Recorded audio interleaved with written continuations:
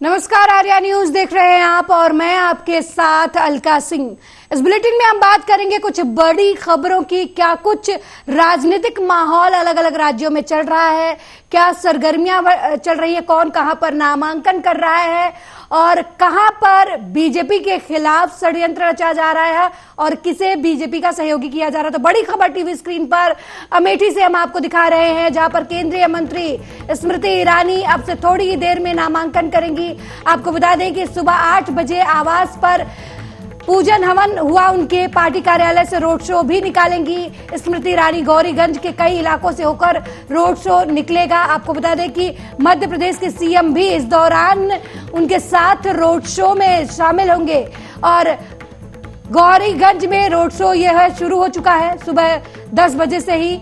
और आपको बता दें कि थोड़ी ही देर में स्मृति ईरानी जो है वो नामांकन करेंगी और अमेठी से ताल ठोकेंगी। आपको बता दें कि अमेठी से राहुल गांधी को हराकर पिछली बार स्मृति ईरानी सांसद बनी थी, तो ये बड़ी जीत जो है वो बीजेपी के खेमे में आई थी।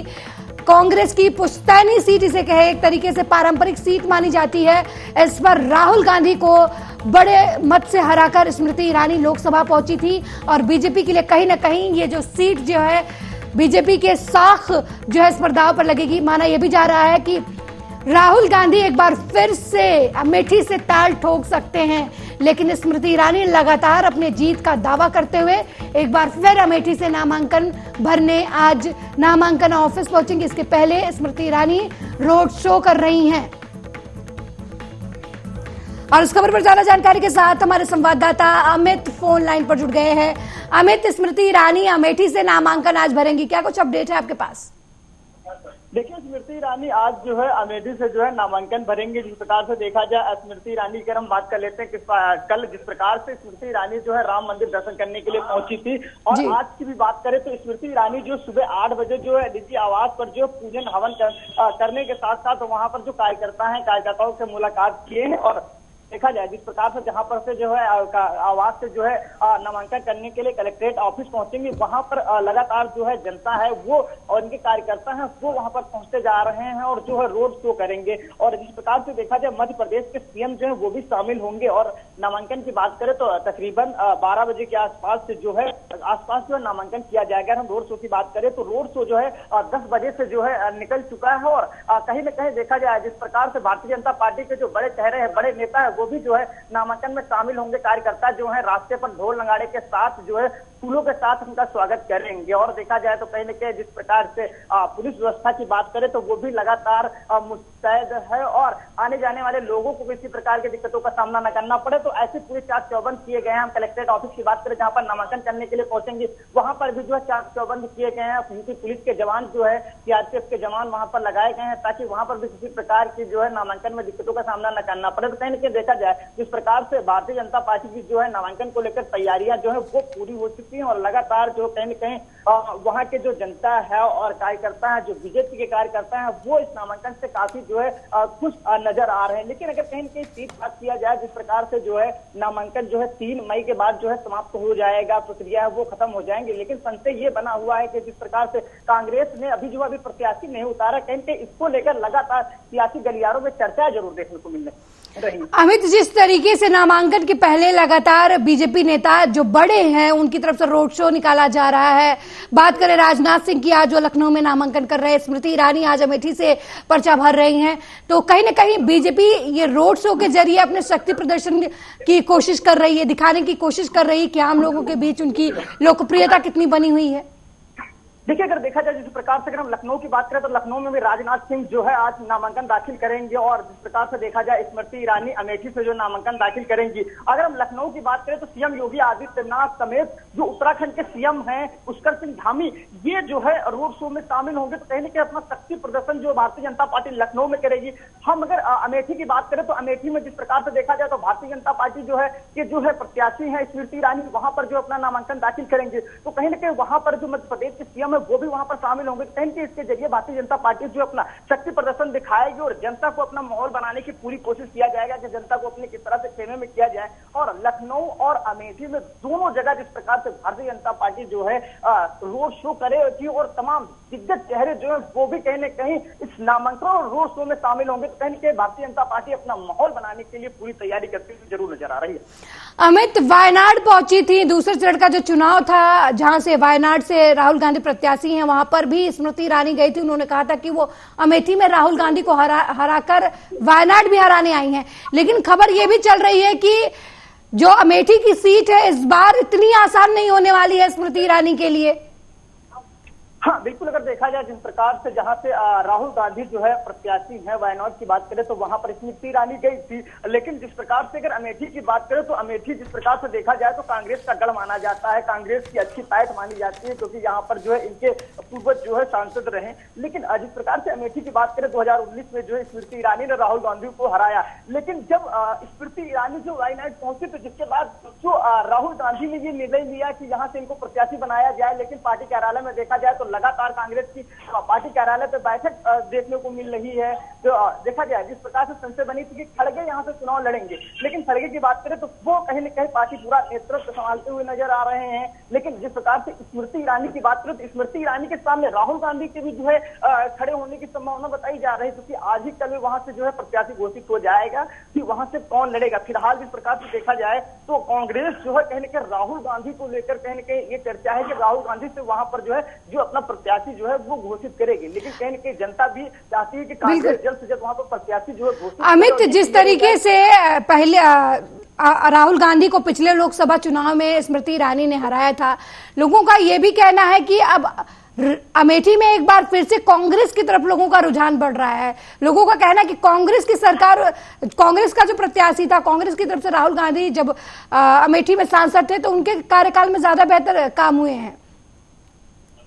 देखिए हाँ, जिस प्रकार से देखा जाए तो कहीं न कहीं पिछले चुनाव में जो है कांग्रेस को वहां पर हार का सामना करना पड़ा था और जिसके बाद कहीं न कहीं स्मृति ईरानी जीती थी। लेकिन जनता की बात करें तो कहीं न कहीं रुझान जो है वो अलग ही आ रहे हैं, और जो जनता भी है वो भी मांग कर रही है। जनता भी चाहती है कि यहाँ पर जो कांग्रेस के जो राहुल गांधी है उनको प्रत्याशी बनाया जाए। कहीं न कहीं देखा जाए तो इसको लेकर चर्चाएं काफी तेज हैं, क्योंकि जिस प्रकार से देखा जाए अभी स्मृति ईरानी प्रत्याशी है तो कहीं न कहीं जनता है किसके साथ जाए, क्या चर्चाएं, क्योंकि अभी संशय ये लगातार बने हुए कि कांग्रेस जो वहां से किसको प्रत्याशी बनाएगी। लेकिन सबसे ज्यादा अगर सियासी गलियारों की बात करें तो कहीं इसको लेकर जो चर्चाएं चल रही है की जो सामने जो है राहुल गांधी को प्रत्याशी बनाया जाए, और कहीं न कहीं जिस प्रकार से जनता है, जनता भी चाहती है कि यहाँ से जो है कहीं न कहीं राहुल गांधी को प्रत्याशी बनाया जाए। तमाम लोगों की बात करें बयान भी ऐसे आ रहे, क्योंकि जिस प्रकार से देखा जाए स्मृति ईरानी का भी बयान आया था कि जो है राहुल गांधी आएंगे तो कहीं न कहीं उनको दिखाएंगे किस तरह से जो है हमारा यहाँ पर अच्छा प्रदर्शन ना। लेकिन देखा जाए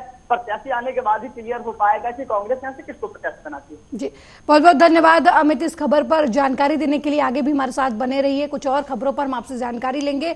तो गौरीगंज इलाके में रोड शो निकाल रही है स्मृति ईरानी। अब से थोड़ी ही देर में अमेठी लोकसभा सीट से वो नामांकन दाखिल करेंगी।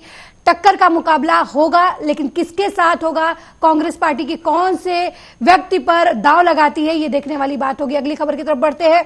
लोकसभा चुनाव 2024 के लिए 2 चरणों का मतदान हो चुका है। अब 7 मई को होने वाले तीसरे चरण के चुनाव के लिए सियासी पारा चढ़ा हुआ है। यूपी की ज्यादातर सीटों पर एनडीए इंडिया गठबंधन के उम्मीदवारों का ऐलान हो चुका है, लेकिन अभी कुछ सीटों को लेकर सस्पेंस लगातार बना हुआ है। अमेठी रायबरेली सीट पर कांग्रेस ने अब तक अपना पत्ता नहीं खोला है, किसी भी उम्मीदवार के नाम की घोषणा नहीं की है, जबकि कैसरगंज सीट पर बीजेपी अब तक असमंजस वाली स्थिति में नजर आ रही। सीट इन सभी सीटों पर 5वें चरण में चुनाव होना है। आपको बता दें कि 20 मई को मतदान होने वाला है। कैसरगंज, अमेठी, रायबरेली में 26 अप्रैल से नामांकन का दौर जारी है। 3 मई नामांकन की आखिरी तारीख है, लेकिन बावजूद इसके इन 3 सीटों पर अभी तक बीजेपी और कांग्रेस की तरफ से अमेठी की बात छोड़ दी जाए तो अभी तक प्रत्याशी नहीं घोषित किया गया है। कैसरगंज में जहां पर बृजभूषण शरण सिंह महिला पहलवानों के मामले में उनके ऊपर छेड़छाड़ का मामला दर्ज है, दूसरी तरफ इस मामले में फंसती हुई नजर आ रही है बीजेपी। ये समझ नहीं पा रही है कि वो बृजभूषण शरण सिंह पर फिर से दाव लगाए या उनके किसी करीबी को वो प्रत्याशी घोषित करे। दूसरी तरफ अमेठी और रायबरेली की बात करें तो ये दोनों सीटें कांग्रेस की पारंपरिक सीटें हैं। रायबरेली जो सीट है वो एक तरीके से सोनिया गांधी के राज्यसभा का टिकट कटने के बाद से खाली हुई है, ऐसा माना जा रहा है। यहाँ से प्रियंका गांधी दावेदार मानी जा रही हैं। दूसरी तरफ यह भी खबर चल रही है कि मल्लिकार्जुन खड़गे जो है यहाँ से कांग्रेस की तरफ से प्रत्याशी बन सकते हैं। हालांकि मल्लिकार्जुन खड़गे ने अमेठी और रायबरेली की सीट को लेकर कहा है कि उन्होंने इस पर जो है वो कुछ बड़ी घोषणा हो सकती है। अमेठी में केंद्रीय मंत्री स्मृति ईरानी तीसरी बार अमेठी से लोकसभा क्षेत्र में अपना नामांकन पत्र आज दाखिल कर रही हैं। कांग्रेस से इस सीट पर राहुल गांधी के उतारने की उम्मीद है। कहा जा रहा है कि कभी भी उनकी उम्मीदवारी का ऐलान हो सकता है। पहले कहा जा रहा था कि वायनाड में मतदान तक अमेठी से राहुल गांधी की उम्मीदवारी का ऐलान रुका हुआ है। राहुल गांधी केरल की वायनाड सीट से उम्मीदवार हैं। इस सीट पर दूसरे चरण में चुनाव हो चुका है 26 अप्रैल को, लेकिन अब तक अमेठी से कांग्रेस उम्मीदवार का नाम घोषित नहीं हुआ है। उधर अमेठी में राहुल गांधी का इंतजार कर रहे कांग्रेसियों के बीच जो है बेचैनी लगातार बढ़ती जा रही है। अमेठी गांधी परिवार की परंपरागत सीट मानी जाती है। सीट पर फिरोज गांधी से लेकर संजय गांधी, राजीव गांधी, सोनिया गांधी और राहुल गांधी तक इस सीट का प्रतिनिधित्व कर चुके हैं। हालांकि 2019 में स्मृति ईरानी के हाथों राहुल गांधी को हार का सामना करना पड़ा था और राहुल गांधी ने वायनाड से भी चुनाव लड़ा था। इसकी वजह से वो लोकसभा में वायनाड सीट से जा पहुंचे थे। हालांकि 2019 के चुनाव में भाजपा की स्मृति ईरानी से राहुल गांधी की सीट पर हार के सामने के बाद अब ये भी कयास लगाए जा रहे हैं कि राहुल गांधी एक बार फिर से अमेठी से चुनाव लड़ सकते हैं। दूसरी तरफ कैसरगंज सीट की बात करें तो महिला पहलवानों की वजह से ब्रिजभूषण शरण सिंह के टिकट संदिग्ध नजर आ रहा है। अभी तक बीजेपी की तरफ से इस पर चर्चा नहीं की गई है, कोई नाम ऐलान नहीं किया गया है। इस खबर पर ज्यादा जानकारी के साथ हमारे संवाददाता अमित हमारे साथ फोन लाइन पर जुड़े हैं। अमित, तीसरे चरण के चुनाव का समय चल रहा है, लगातार रैलियां हो रही हैं, प्रचार प्रसार चल रहा है, जबकि पांचवें चरण में कैसरगंज और रायबरेली और अमेठी ये जो हॉट सीटें हैं उत्तर प्रदेश की, इन पर चुनाव होना है। लेकिन इन तीनों सीटों पर कहीं बीजेपी की तरफ से प्रत्याशी का नाम फाइनल नहीं किया गया है, तो रायबरेली और अमेठी में कांग्रेस की तरफ से अभी प्रत्याशी का नाम फाइनल नहीं हुआ है। वही रायबरेली में बीजेपी की तरफ से भी अभी किसी के नाम का ऐलान नहीं किया गया है। कांग्रेस के नामों के ऐलान के बाद शायद रायबरेली में बीजेपी की तरफ से कोई प्रत्याशी उतारा जाए। तो इन 3 सीटों का समीकरण किस वजह से बिगड़ा हुआ नजर आ रहा है अभी तक? क्या वजह है कि अभी इन 3 सीटों पर प्रत्याशियों के नाम एनडीए चाहे महागठबंधन की तरफ से ऐलान नहीं किया जा रहा है? 2 चरणों का जो मतदान हो चुका, मतदान की बात करें तो कहीं के जो सभी पार्टियां हैं वो तीसरे चरण के मतदान पर जो है लगी हुई और लगातार अपनी ताकत झोंकती हुई नजर आ रही।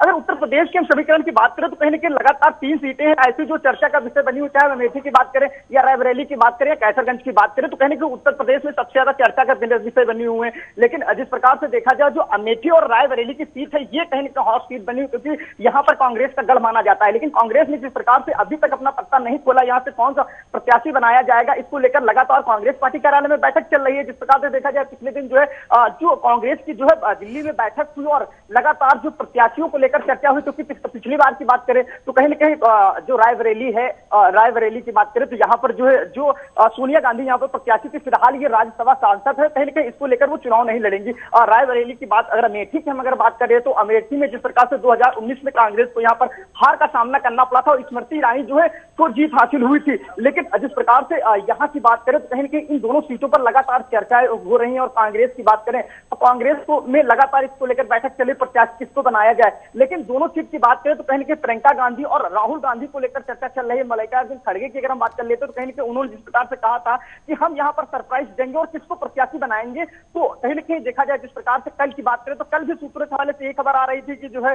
प्रत्याशी घोषित होगा, लेकिन अभी तक बात करें तो प्रत्याशी नहीं घोषित हुआ। आजकल में जो है कहीं ना कहीं यहाँ से प्रत्याशी घोषित हो सकता है। और दूसरी सीट हॉट सीट की बात करें तो वो कैसरगंज सीट है, जहां पर जो है ब्रिजभूषण शरण सिंह जो है प्रत्याशी थे। लेकिन जो महिला पहलवानों के ऊपर यौन उत्पीड़न का जो आरोप लगाने के बाद कहने की ये सीट पर जो है इनको प्रत्याशी नहीं बनाया जाए। लेकिन ब्रिजभूषण शरण सिंह का ये बयान आ रहा है कि आप इंतजार कीजिए और इंतजार खत्म होगा और हम प्रत्याशी बनाए जाएंगे। लेकिन लगातार संशय बनी हुई, तो करेंगे तीनों सीटों पर लगातार संशय बनी हुई, लेकिन प्रत्याशी किसको बनाया जाएगा अभी तक ये क्लियर नहीं हो पाया है। लेकिन जिस प्रकार से अमित, बात कर ले अमेठी सीट की, सबसे हॉट सीट मानी जाती है क्योंकि 2019 में स्मृति ईरानी ने बड़ा उलटफेर करते हुए बड़े नेता दिग्गज कांग्रेस के राहुल गांधी को वहां से हराया था। तो इस सीट पर कांग्रेस क्या सोच रही है, क्या वजह है? क्या कांग्रेस पहले ये पूरी तरीके से पुख्ता कर लेना चाहती है अपनी जीत, उसके बाद जो है वो राहुल गांधी का नाम ऐलान करना चाहती है, या फिर कांग्रेस को अभी ये संशय है कि अमेठी में उसके पास जीत का मौका है? यही वजह है कि अभी तक किसी के नाम का ऐलान नहीं हुआ है अभी अमेठी में।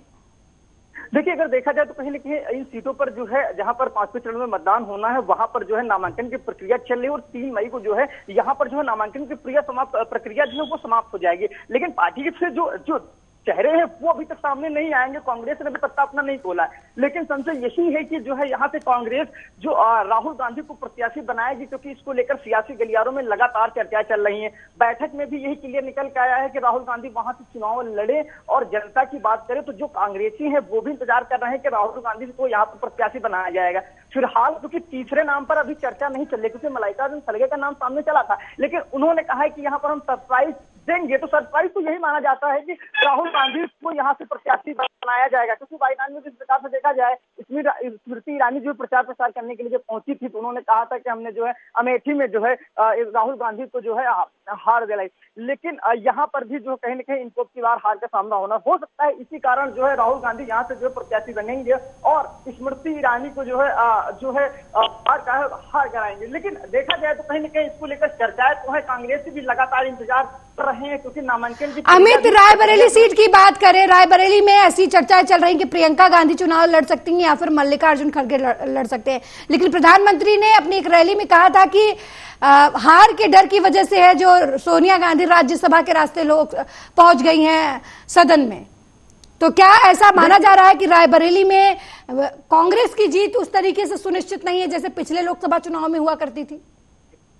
देखिए, कांग्रेस का गढ़ माना जाता है, लेकिन काफी दिनों से काफी बार से जब वहां चुनाव हुआ तो कहीं ना कहीं कांग्रेस का अच्छा प्रदर्शन नहीं देखने को मिला। अगर पिछली बात की बात करें, जब गढ़ है कहीं ना कहीं वहां पर जो है अच्छी इनकी जो है जीत नहीं हुई है। लेकिन रायबरेली की बात करें तो कहीं ना कहीं चर्चा का विषय जरूर बनी हुई है यहाँ पर, क्योंकि जिस प्रकार से पिछली बार की जो सांसद हैं वो सोनिया गांधी थी, लेकिन वो राज्यसभा सांसद, इसलिए वो चुनाव नहीं लड़ेंगी।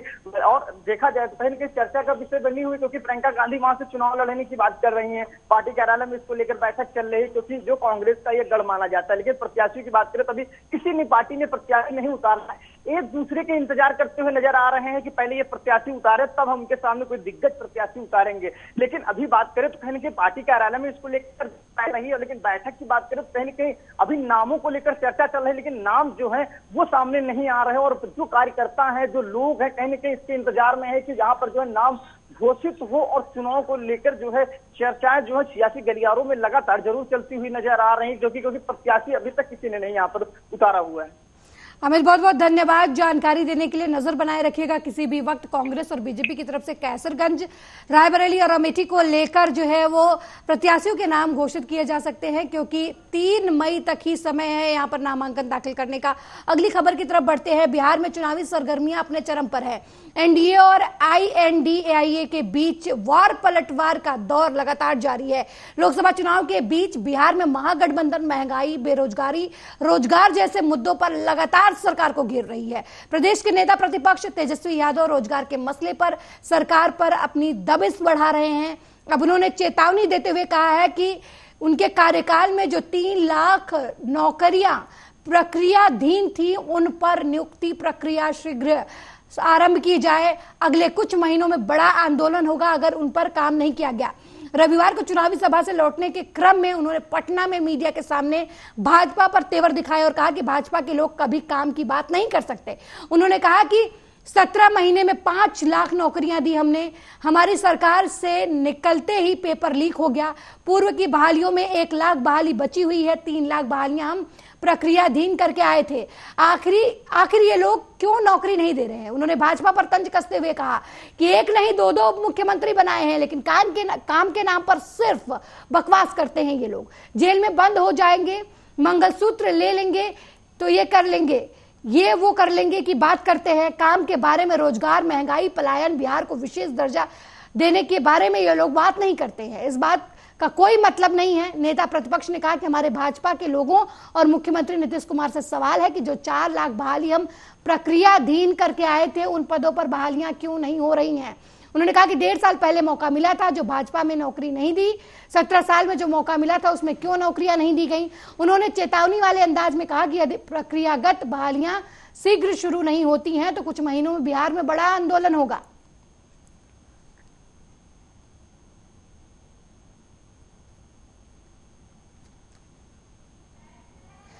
तो तो इस खबर पर ज्यादा जानकारी के साथ बिहार से हमारे संवाददाता अनूप नारायण सिंह हमारे साथ फोन लाइन पर जुड़ गए हैं।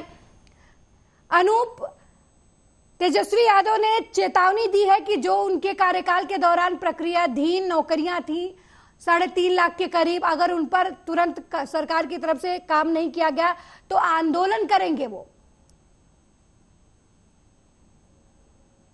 अनूप नारायण सिंह, क्या आपको मेरी आवाज मिल रही है? जी जी, आवाज मिल रही है। तेजस्वी यादव ने आंदोलन की चेतावनी दी है। उन्होंने कहा कि जब वो डिप्टी सीएम थे और उनके 17 महीने के कार्यकाल में जो 3.5 लाख प्रक्रियाधीन नौकरियां थी उसके बारे में सरकार कब फैसला लेगी। अगर सरकार की तरफ से इस मामले में कोई त्वरित कार्रवाई नहीं की जाती है तो वो आंदोलन करेंगे पूरे बिहार में रोजगार को लेकर। देखिए, बिहार में लोकसभा चुनाव को लेकर एक तरफ आपने सही बताया इंडिया गठबंधन है, दूसरी तरफ एनडीए है। बिहार में 40 लोकसभा की सीटें हैं। 2019 में 40 में 39 सीटें एनडीए के खाते में गई थी और एक सीट किशनगंज, चूंकि मुस्लिम बहुल सीट है तो यहां से कांग्रेस चुनाव जीती थी। अभी तक 2 चरणों में बिहार में 10 लोकसभा सीटों पर चुनाव हो चुके हैं।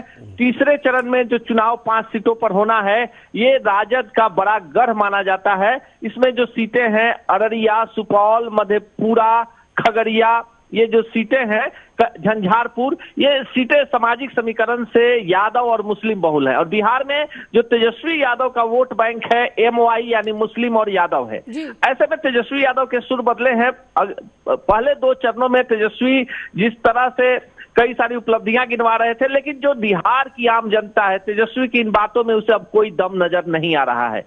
बिहार में जैसे जैसे चुनाव की प्रक्रिया आगे बढ़ रही है, तेजस्वी अपने ही बातों में घिरते जा रहे हैं। देखिए, सबसे बड़ा चीज बिहार में जातीय समीकरण को तोड़ना आसान नहीं है और एनडीए के पास हर जगह वोट है। बिहार की जनता जो है थोड़ा सा राजनीतिक रूप से सक्रिय है और उसे पता है कि देश हित में क्या फैसला लेना है। तेजस्वी को भी पता है कि यहाँ पर मुसलमान उनसे बिदक चुके हैं। चाहे हम बात सिवान के शहाबुद्दीन की परिवार के कर ले, सुपौल में हम तस्लीमुद्दीन की परिवार की बात कर ले, या जहां कहीं भी मुस्लिम आबादी है, अब मुसलमान खुलकर राजद, कांग्रेस और जो महागठबंधन है इसके विपक्ष में बोल रहे हैं। ऐसे में तेजस्वी यादव ने अब एक नया जुमला उछाला है, 3 लाख नौकरियां जो प्रक्रियाधीन है। लेकिन यह भी नहीं भूलना चाहिए कि जिस दिन आरजेडी सरकार से बाहर निकली और बीजेपी इन हुई, उसी दिन एक जांच कमेटी बैठा दी गई है कि 17 महीने के कार्यकाल में आरजेडी के मंत्री और कांग्रेस के मंत्रियों ने जो भी फैसले लिए हैं उनकी जांच होगी और उसमें एक बड़ा घोटाला की एक संभावना जताई जा रही है कि बहुत बड़ा हेर फेर भी हुआ है। तो कहीं ना कहीं तेजस्वी जो आंदोलन की बात कर रहे हैं तीसरे में, तो तीसरे चरण में जो वोट बैंक है, देखिए मधेपुरा की चर्चा इसलिए कर रहे हैं जहां से शरद यादव चुनाव जीतते थे, लालू यादव चुनाव जीतते थे, पप्पू यादव चुनाव जीतते थे। वहां पर जदयू के उम्मीदवार हैं और वो सीट परंपरागत है और बिहार में कहा जाता है कि जिस तरह रोम पोप का है, बिहार में मधेपुरा गोप यानी यादवों का है। तो ये एक समीकरण टूट गया है। देखिए झंझारपुर से देवेंद्र यादव पूर्व केंद्रीय मंत्री आरजेडी से टिकट चाहते थे, अंतिम समय में उनका टिकट काट दिया गया, बागी हो गए, पप्पू यादव के साथ चले गए। दूसरे मजबूत यादव गुलाब यादव हैं, उनकी बेटी वहां से जिला परिषद की अध्यक्ष है, पत्नी निर्दलीय वहां से एमएलसी का चुनाव जीत चुकी हैं और वो जो है वो भी बगावत करके बहुजन समाज पार्टी के टिकट पर चुनाव लड़ रहे हैं। तो कहीं ना कहीं एक बड़ा खेल होने वाला है बिहार में और बीजेपी के पास खोने पाने की जो भी बातें कर लीजिए, बीजेपी कहीं ना कहीं मजबूत स्थिति में है। महागठबंधन अलग थलग पड़ गया है और जिस तरह से टिकटों का बंटवारा हुआ, देखिए कल तेजस्वी ने एक बयान दे दिया है कि जो बिहार में राजपूत हैं वो जमीन कब्जा करने की पहले काम करते थे और इस तरह के बयान राजनीति में उचित नहीं है और कहीं ना कहीं एक वर्ग विशेष को लगातार टारगेट किया जा रहा है। तो जो अन्य 36% पिछड़ी जातियां हैं, अति पिछड़ी जातियां हैं, उन्हें लग रहा है कि अगर बिहार में इनका वर्चस्व बढ़ा तो अगला निशाना वो कमजोर तबके के लोग होंगे और यही कारण है कि भाजपा के प्रति गोलबंदी बिहार में बढ़ते जा रही है। जी बहुत बहुत धन्यवाद अनूप नारायण इस खबर पर जानकारी देने के लिए। तो बिहार में राजद एक मुद्दा ढूंढ रही है किसी तरीके से एनडीए गठबंधन को घेरने की और वो बड़ा मुद्दा है रोजगार का। बिहार के ज्यादातर लोग दूसरे राज्यों में रोजगार की तलाश में जाते हैं। बेरोजगारी जो है बिहार का एक बड़ा मुद्दा है। यही वजह है कि जब राहुल गांधी बिहार जाते हैं तो वो सवाल उठाते हैं पीएम मोदी पर कि बिहार के लोगों के लिए क्या किया। बात प्रशांत किशोर की कर ली जाए तो वो भी पीएम मोदी जब बिहार आते हैं तो ये कहते हैं कि पीएम मोदी ने कितने फैक्ट्रियां जो है बिहार में लगवाई हैं। अब आरजेडी के नेता जो हैं तेजस्वी यादव ये लगातार रोजगार को लेकर सवाल कर रहे हैं और प्रक्रियाधीन नौकरियों की बात कर, आंदोलन की बात कर, चुनावी रुख को अलग मोड़ देने की कोशिश में लगातार जुड़े हुए हैं।